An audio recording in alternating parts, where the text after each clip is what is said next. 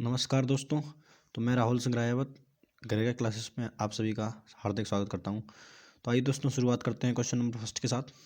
पहला क्वेश्चन है कि भारत में अनियमित जमा योजना प्रतिबंध अधिनियम डैश वर्ष में लागू किया गया। दोस्तों ये लागू किया गया 2019 में। कब? 2019 में। बात करूं इसका तो इसका मुख्य उद्देश्य क्या था? इसका मुख्य उद्देश्य था जो निवेशक हैं उनको पूंजी स्कीम से बचाना। किस स्कीम से बचाना? पूंजी स्कीमों से बचाना। अब पूंजी स्कीम क्या होती हैं?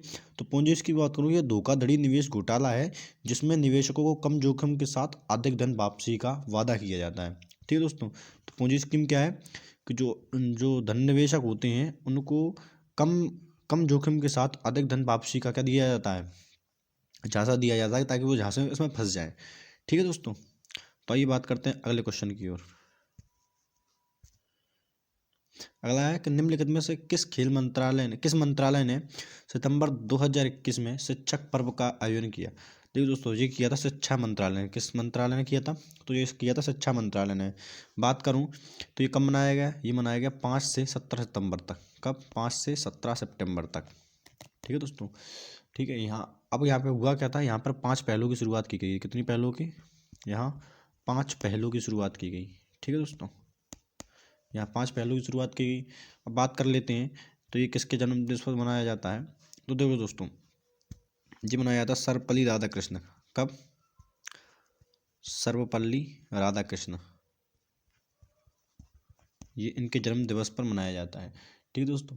बात करूँ सर्वपल्ली राधाकृष्ण की तो क्या हुआ है कि ये हमारे पहले उपराष्ट्रपति कौन थे? ये हमारे पहले उपराष्ट्रपति थे। पहले उपराष्ट्रपति। तथा दूसरे कौन थे? दूसरे राष्ट्रपति थे। दूसरे राष्ट्रपति थे।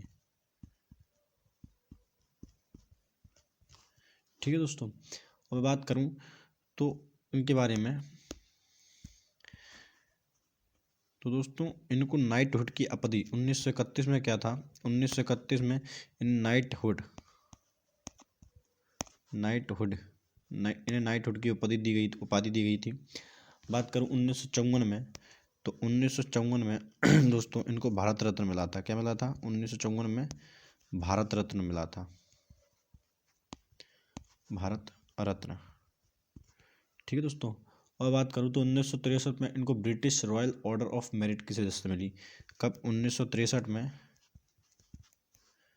British royal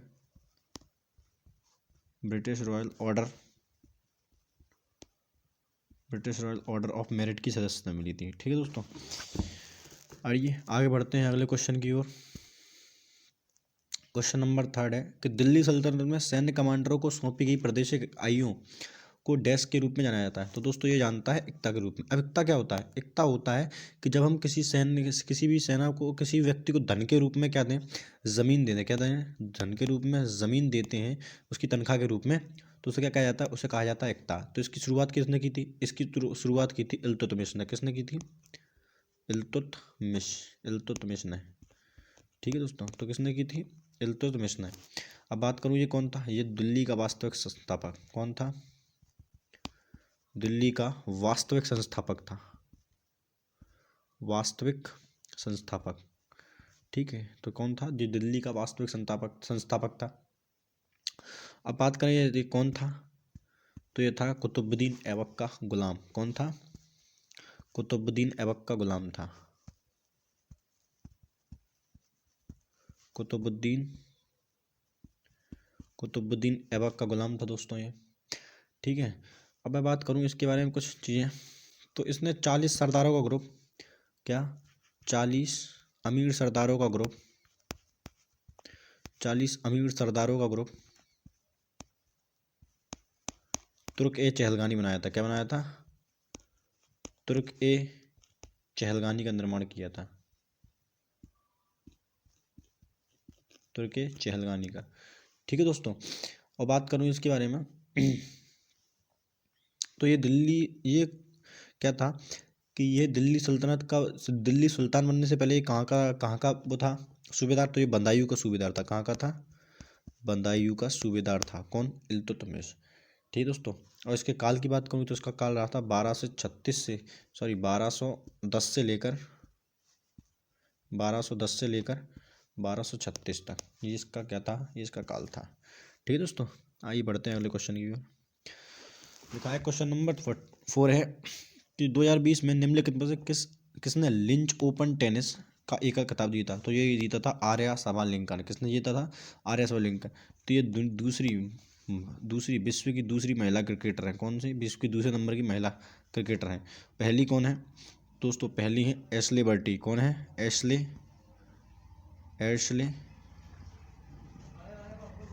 Bertie.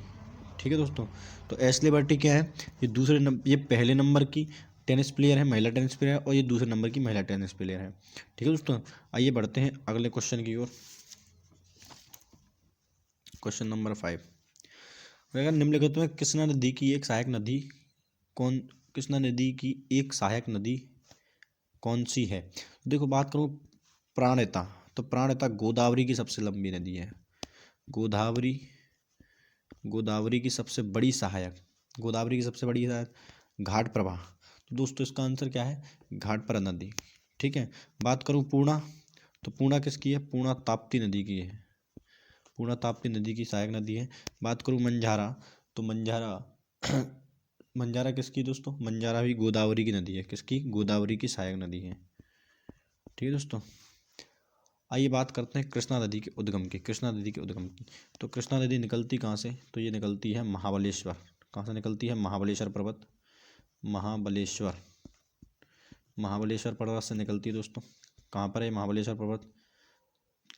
ठीक है दोस्तों, आइए बात करें इसकी लंबाई की। तो इसकी लंबाई कितनी है? इसकी लंबाई है 1400 किलोमीटर। क्या है?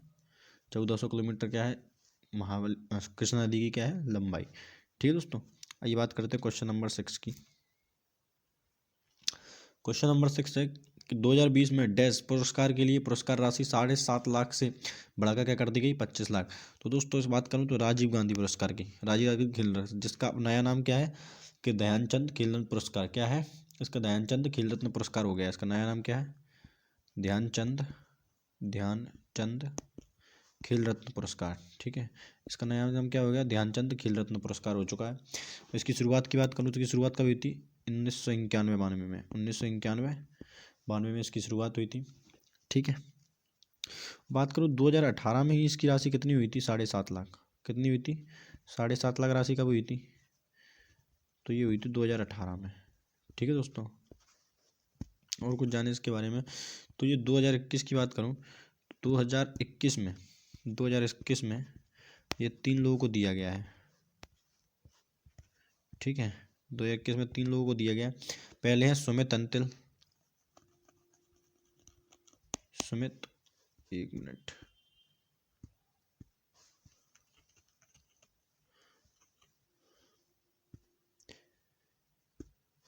पहले कौन से है दोस्तों? तो ये सुमित अंतिल।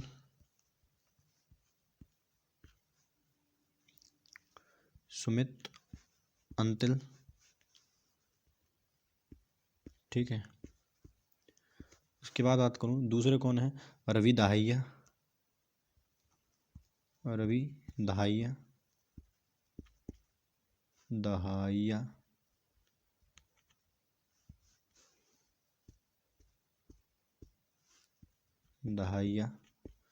ठीक है, उसकी बात करूँ और कौन है? कृष्णा नागर। कौन थे? कृष्णा नागर। तो बात करूँ कृष्णा नागर की, ये पैरा एथलीट है। कौन है? Para athlete. और ये भी क्या है? ये भी पैरा एथलीट है। और बात करूँ रवि दहिया की, तो ये क्या है? ये है रेसलर। क्या है? रेसलर। ठीक है दोस्तों, आइए बढ़ते हैं अगले क्वेश्चन की ओर। क्वेश्चन नंबर 9 सही 7 कि सेबी का मुख्यालय कहाँ है? तो दोस्तों सेबी का मुख्यालय कहाँ है? मुंबई में। इसकी बात करूँ फुल फॉर्म की, तो इसका फुल फॉर्म क्या है? Security and exchange board of India. ठीक है दोस्तों, बात करूँ इसकी स्थापना की, इसकी स्थापना की, तो इसकी स्थापना कब होती है? तो इसकी स्थापना हुई थी 12 अप्रैल 1992। कब हुई थी? 12 अप्रैल 1992। सेबी के अध्यक्ष की बात करूं तो इस समय अध्यक्ष कौन है? तो इस समय जो अध्यक्ष हैं वह है अजय त्यागी। कौन है दोस्तों? ये है अजय त्यागी। क्या है इस समय? यहाँ के अध्यक्ष हैं। ठीक है दोस्तों, आइए बात करते हैं अगले क्वेश्चन की। तो बोला निम्नलिखित में से कौन सा युग्म गलत है? आहूम राजवंश असम, गणपति राजवंश उड़ीसा, सक्री राजवंश पंजाब और मेवाड़ राजवंश कहाँ का? राजस्थान। तो दोस्तों इसका जो आंसर है वह है सक्री राजवंश। कौन सा है? सक्री राजवंश। बोल कौन सक्री राजवंश की? तो ये था ख्वाजा जहान यानी महमूद गजनवी की, महमूद के दरबारी वजीर के पद पर नियुक्त था। ठीक है दोस्तों, तो ये पंजाब में ना होकर कहाँ पर था? ख्वाजा जहान का था। कौन थे इसके संस्थापक? ख्वाजा जहान। कौन थे? ख्वाजा जहान। ठीक है दोस्तों, आइए आगे बढ़ते हैं। लगा है कि बच्चों में जन्म के समय कौन सी हड्डी नहीं होती? तो दोस्तों ये जो होती है जानू का हड्डी। जानू का हड्डी क्या होती है? बच्चों में जन्म के समय नहीं बनी होती। ठीक है दोस्तों, आइए आगे चल के बात करते हैं अगले क्वेश्चन की। नेपाल के कवि भानुभक्त आचार्य को डैश संस्कृत के नेपाल के अनुवाद के लिए जाना जाता है? तो दोस्तों ये जाना जाता है रामायण के लिए। किसके लिए? रामायण। और देखिए रामायण लिखी किसने है? रामायण लिखी है वाल्मीकि ने। किसने लिखी है? वाल्मीकि। ठीक है दोस्तों, उसका फारसी में अनुवाद किसने किया है? फारसी में अनुवाद किया है बंदायूं ने। किसने? बंदायूनी। ठीक है, आइए दोस्तों अगले क्वेश्चन की ओर बढ़ते हैं। Indian state of forest report 2019 के अनुसार Indian sport report forest Bharat के में निम्नलिखित में से किस राज्य में सर्वाधिक वन आच्छादित हैं? तो दोस्तों ये है मध्य प्रदेश में। किस में? मध्य प्रदेश सबसे ज़्यादा वन आच्छादित हैं। दूसरे नंबर की बात करूँ, दूसरे नंबर पर कौन है? दूसरे नंबर पर है अरुणाचल प्रदेश। कौन है? दूसरे नंबर पर है अरुणाचल प्रदेश। ठीक है दोस्तों, पता नहीं क्या हो गया है। दूसरे नंबर पर कौन है? अरुणाचल प्रदेश। अरुणाचल। ठीक है, और बात करूँ तीसरे नंबर की, तो तीसरे नंबर पर कौन है? तीसरे नंबर पर छत्तीसगढ़। कौन है? छत्तीसगढ़। ठीक है दोस्तों, मैं बात करूँ क्या कि जो इसकी जो रिपोर्ट है, ये जो आंकड़े हैं ये है 2021 वाली रिपोर्ट के। कौन सी वाली रिपोर्ट के? 2021 वाली रिपोर्ट के। और 2021 में जो इसकी रिपोर्ट आई है ये इसकी 17वीं रिपोर्ट है। कौन सी रिपोर्ट है दोस्तों? 17वीं रिपोर्ट है। ठीक है, दोस्तों अब बात करूँ तो अगर परसेंट के हिसाब से बात किया जाए तो परसेंट के हिसाब से पहले नंबर पे कौन आता है? तो परसेंट के हिसाब से पहले नंबर पे है मिजोरम। ठीक है, दूसरे नंबर पर कौन है? दूसरे नंबर पे अरुणाचल प्रदेश। देखिए दोस्तों, दूसरे नंबर अरुणाचल प्रदेश क्षेत्रफल में भी दूसरे नंबर पर है और परसेंट में भी तीसरे नंबर पर है। और तीसरे नंबर पर यहाँ पर आता है मेघालय। कौन है? मेघालय। ठीक है दोस्तों, आइए बढ़ते हैं अगले क्वेश्चन की ओर। अच्छा, एक चीज़ और इसकी बात करूँ रिपोर्ट की कि इंडियन स्टेट ऑफ फॉरेस्ट ने अपनी पहली रिपोर्ट कब दी थी? तो जो पहली रिपोर्ट दी थी ये दी थी 1987 में। कब दी थी? 1987 में दी थी। ठीक है दोस्तों, आइए बात करते हैं अगले क्वेश्चन की ओर। अगला है कि निम्नलिखित में से कौन सा फूल रात में खिलता है? ठीक है दोस्तों, तो बात करूँ इसमें जो एंजलिस ट्रम्पेट जो फूल है, एंजलिस ट्रम्पेट फूल ये क्या खिलता है? ये खिलता है रात में। ठीक है दोस्तों, आइए बढ़ते हैं अगले क्वेश्चन की ओर। अगला क्वेश्चन है कि निम्नलिखित में कौन सी सेविंग कैपिटलिज्म और फ्रॉम द कैपिटलिस्ट पुस्तक के लेखक है? तो ये कौन है? रघुराम राजन। रघुराम राजन कौन है? ये हमारे 23वें गवर्नर थे। आरबीआई के 23वें कौन थे? गवर्नर थे। इस समय कौन थे? इस समय है शक्तिकांत दास। कौन है इस समय वर्तमान में? कौन है वर्तमान में? दोस्तों शक्तिकांत दास। और शक्तिकांत दास कौन से? ये 25वें नंबर के गवर्नर हैं इस समय। ठीक है दोस्तों, आइए बढ़ते हैं अगले क्वेश्चन की ओर। अगला क्वेश्चन कौन सा है कि नवंबर 2020 में डैश डैश ऐसा देश बन गया है जिसके पास अपनी स्वतंत्र क्षेत्रीय नौवहन उपग्रह प्रणाली है। इसे अंतर्राष्ट्रीय समुद्रिक संगठन आईएमए द्वारा विश्व व्यापारी रेडियो नेविगेशन प्रणाली WWRNS के एक भाग के रूप में मान्यता प्राप्त है। दोस्तों हमारा देश बन गया है चौथा। कौन सा बन गया है? चौथा। इससे पहले तीन देश हो चुके हैं। तो 3 देश कौन कौन से हैं? वो तीनों देश हैं, पहला है यूएस, दूसरा है चीन, दूसरा है रूस। दूसरा है रूस, तीसरा है चाइना। कौन है? चाइना। तो ये यूएस वाले का है, इसका नाम क्या है? इसका है जीपीएस। रूस का जो है, रूस का नाम है ग्लोनास। कौन है? GLONASS, GLO, GLONASS. ठीक है। और जो चाइना का है, इस चाइना वाले का नाम है बाइडू। क्या है? क्या है चाइना वाले का नाम? इसका नाम है बाइडू। ठीक है दोस्तों। और एक यूरोप का और होता है, यूरोप का है गैलीलियो। क्या है? गैलीलियो। ठीक है दोस्तों। अब बात करूं,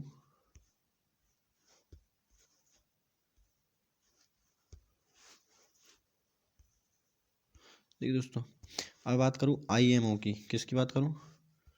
IMO। इसकी बात करूं तो इसकी जो स्थापना हुई थी, वो स्थापना इसकी 1958 में। ठीक है। बात करूं इसके हेडक्वार्टर की, हेडक्वार्टर है इसका लंदन। कहाँ पर है? लंदन में। और हेड कौन है इस समय इसके? इसके हेड हैं किटैक लिम। कौन है? किटैक लिम। ठीक है दोस्तों। आई होप आप सभी को समझ में आया होगा। ठीक है दोस्तों, आइए बढ़ते हैं अगले क्वेश्चन की ओर। हड़प्पा हड़प्पा स्थलों पर निम्नलिखित में से मिली वस्तुओं में से कौन सी वस्तुओं को इंजीनियर आज के पाकिस्तान के पंजाब में पहली रेलवे लाइन का निर्माण करने के लिए ले गए थे? तो दोस्तों आप सभी जानते हैं कि ईंटों का प्रयोग किया था। किसका? ईंटों का प्रयोग ने किया था। कौन ने किया था? जॉन विलियम ब्रंट ने। कौन? जॉन विलियम ब्रंट ने। William Brunt. ठीक है दोस्तों। देखिए दोस्तों, एक चीज़ बताएं, क्या ये कब की थी? ये की थी 1856 में। कब? 1856 की बात है, जब क्या हो रहा था, कराची से लाहौर, कराची से लाहौर। ठीक है। जब रेलवे लाइन बिछ रही थी, तभी क्या किया था, तभी ये ईंटें मिली थी जिनका निर्माण उन दोनों, जिसका प्रयोग उन्होंने किस में किया, जिसका प्रयोग उन्होंने वहाँ पर रेलवे लाइन बिछाने के लिए किया था। ठीक है दोस्तों। आइए बढ़ते हैं अगले क्वेश्चन की ओर। अगला क्वेश्चन है कि एलिफेंटा गुफाओं में डैश संप्रदाय से जुड़े शैल चित्रों रॉक आर्ट का संग्रह है। तो देखिए दोस्तों, इसमें किसका है? इसमें है शिव का। किसमें? शिव का। देखिए दोस्तों, मैं बात करूँ एलिफेंटा गुफाओं की, तो जो एलिफेंटा गुफाएं हैं वो किस लिए जानी जाती हैं? एलिफेंटा गुफाएं जाती हैं यहाँ पर भव्य मूर्ति है। किसकी? भगवानों की, देवताओं की। क्या है? भव्य मूर्तियाँ हैं। एलिफेंटा गुफा पड़ती कहाँ है दोस्तों? ये पड़ती है महाराष्ट्र में। कहाँ पर है? ये है महाराष्ट्र में पड़ती है। बात करूँ इसको 1987 में, 1987 में इसको यूनेस्को में शामिल किया गया था। कब किया गया था? 1987 में। कहाँ शामिल किया गया था? यूनेस्को में। यहाँ की एक सर्वाधिक लोकप्रिय मूर्ति है, जो बहुत लोकप्रिय है, उस मूर्ति का क्या नाम है? उसका नाम है त्रिमूर्ति। कौन सी? त्रिमूर्ति। त्रिमूर्ति जो शिव की मूर्ति है, ये यहाँ पर बहुत ही लोकप्रिय है दोस्तों। क्या है? बहुत लोकप्रिय है।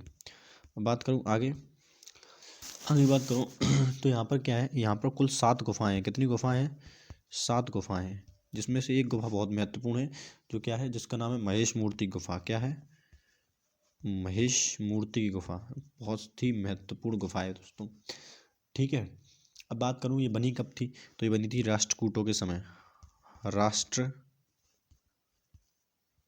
के समय। कब बनी थी दोस्तों? राष्ट्रकूटों के समय। ठीक है। अब बात करूँ अगले क्वेश्चन की, कि लोकप्रिय नृत्य लाहो किस भारतीय राज्य से संबंधित है? तो दोस्तों ये संबंधित है कहाँ से? मेघालय से। बात करूँ मेघालय से, तो मेघालय के एक नृत्य और है, वो क्या है? बागला। कौन सा है? बागला। ठीक है दोस्तों, बागला। अगर बात करूँ मेघालय, तो मेघालय का अर्थ क्या होता है? बादलों का घर। क्या होता है? बादलों का घर। ठीक है। ऐसे ये कोई क्वेश्चन नहीं है।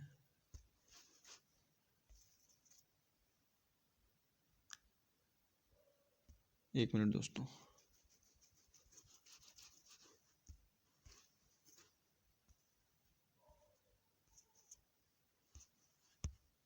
ठीक।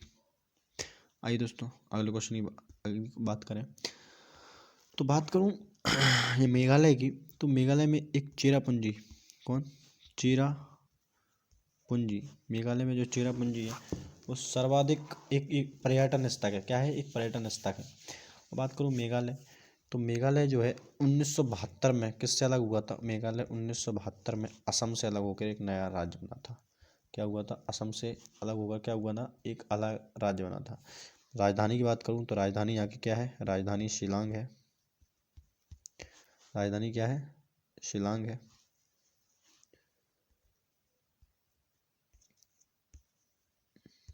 ठीक है दोस्तों। बात करूं यहाँ पर राज्यसभा सीट, तो राज्यसभा सीट एक है और लोकसभा कितनी सीट है? लोकसभा की कितनी? लोकसभा की 2 सीटें हैं। ठीक है दोस्तों, आइए बात करते हैं अगले क्वेश्चन की ओर। अगला क्वेश्चन है कि ऑपरेशन थंडर निम्न में से किससे संबंधित है? तो ऑपरेशन जो थंडर है दोस्तों, ये संबंध किससे? ऑपरेशन थंडर की बात करूं तो ऑपरेशन थंडर जो किससे संबंधित है? पर्यावरण अपराधों से। किससे? पर्यावरण अपराधों से संबंधित है। ठीक है दोस्तों, आइए बात करते हैं अगले क्वेश्चन की ओर। देखा है, उन जीवों को क्या कहा जाता है जो शिशु संततियों को जन्म देते हैं? दोस्तों उनको क्या कहा जाता है? जरायुज। क्या कहा जाता है? जरायुज। बीवी पुरुष जो क्या करते हैं? डायरेक्ट बच्चों को जन्म देते हैं।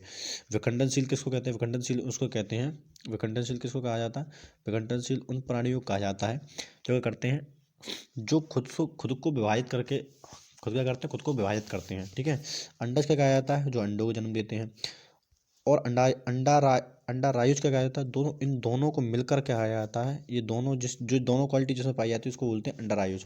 जिसमें कुछ शार्क आते हैं, जैसे वाइट शार्क की बात करूँ, है ना, तो वाइट शार्क भी क्या होते हैं? अंडा रायुज होते हैं कुछ white shark.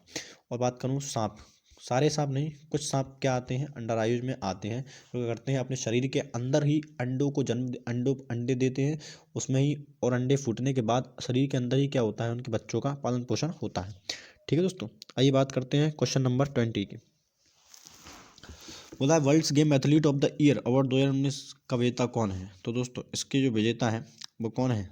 World game athlete 2000 की, तो ये कौन है बेटा? रानी रामपाल। कौन है? रानी रामपाल। ये दोस्त 2020 की है। किसकी? 2020 की। आइए दोस्तों अगली बात करते हैं क्वेश्चन नंबर 21। वो लिखा है कि निम्नलिखित में से कौन सा ग्रामीण परिवारों को प्रत्यक्ष ऋण सहायता प्रदान नहीं करता? कौन क्या करता है? नहीं करता। दोस्तों ये करता है वित्त मंत्रालय, इसको सहायता प्रदान नहीं करता। ठीक है दोस्तों, बात करूँ वर्तमान वित्त मंत्री कौन है? तो ये है निर्मला सीतारमण। कौन है? निर्मला सीतारमण। और ये पहली ऐसी वित्त मंत्री है जिन्होंने अपना पूरा कार्यकाल करा है, पहली ऐसी महिला वित्त मंत्री। और पहली पहली वित्त मंत्री कौन थी? तो ये थी इंदिरा गांधी। कौन थी? इंदिरा गांधी। ठीक है दोस्तों, आइए क्वेश्चन नंबर 22 की बात करते हैं।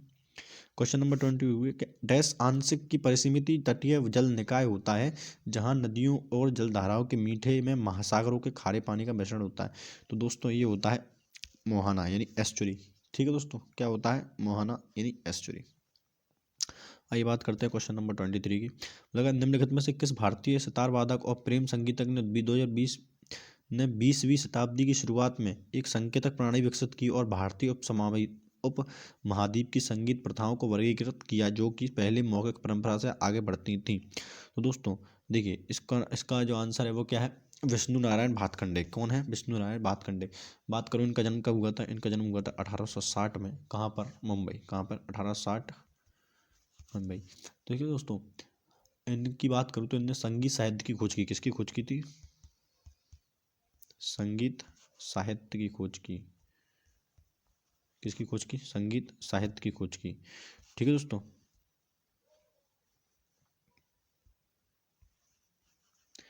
अब देखिए दोस्तों, अब बात करूं तो क्या इनकी 2 पुस्तकें हैं। क्या पुस्तक? पहला है अभिनव राग, अभिनव अभिनव अभिनव राग मंजारी, अभिनव राग मंजारी। मैं दूसरी की बात करूं तो दूसरी कौन सी है? दूसरी है लक्ष्य संगीत। कौन सी? दूसरी है लक्ष्य संगीत। ठीक है दोस्तों, आइए बढ़ते हैं क्वेश्चन नंबर 24 की ओर। मतलब जैसा कि केंद्रीय बजट 2020 में घोषित किया गया है, इलेक्ट्रिक वाहनों की खरीद हेतु के लिए ऋण पर दिए गए ब्याज की पर कटौती के रूप में डैश तक की राशि का दावा किया जा सकता है। तो दोस्तों ये किया जा सकता है 1.5 लाख की राशि तक। कितनी राशि तक? 1.5 लाख की राशि तक। आइए क्वेश्चन नंबर 25 की बात करें। मतलब भारत के संविधान के निम्नलिखित प्रावधानों में से कौन सा प्रावधान संसद के साधारण बहुमत द्वारा संशोधित किया जा सकता है? तो दोस्तों ये किया जा सकता है गणपूर्ति। किसके? गणपूर्ति। अब बात करें कोरम होता क्या है, तो दोस्तों कोरम की बात करूँ तो ये पीठासीन अधिकारियों सहित सदस्यों का 10वां हिस्सा है। क्या है? पीठासीन अधिकारियों सहित सदस्यों का क्या है? 10वां हिस्सा है। जैसे मैं बात करूं कि किसी भी संसद के किसी भी सत्र को चलाने के लिए जो 1/10 उसके जो भी है 1/10 मेंबर होने चाहिए, उसी को बोला जाता है कोरम। ठीक है दोस्तों। तो जैसे बात करूं तो लोकसभा में कितने चाहिए होंगे, तो लोकसभा की बात करूं तो लोकसभा में कम से कम जो सदस्य होने चाहिए 55 यानी 1/10। और राज्यसभा में कितने होने चाहिए टोटल? राज्यसभा में होने चाहिए 25। ठीक है दोस्तों। अब बात करूं तो जो भारत के जो सत्र हैं, जो संसद के जो सत्र हैं, इसकी इसकी चर्चा में किस संविधान के किस अनुच्छेद में मिलती है?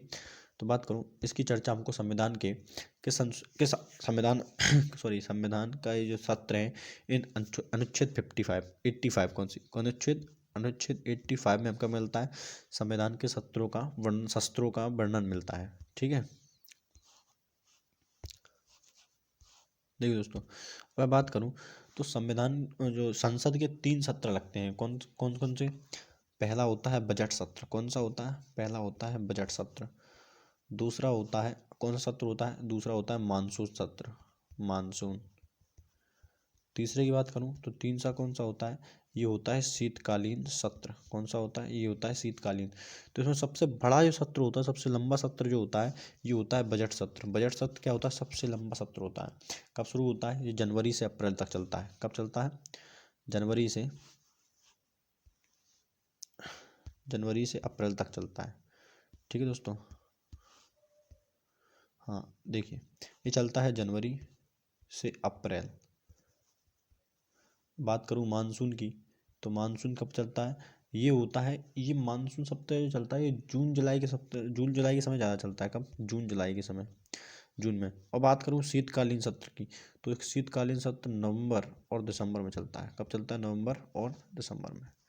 ठीक है दोस्तों, तो यही थे आज के क्वेश्चन। अब करते हैं अलविदा। धन्यवाद।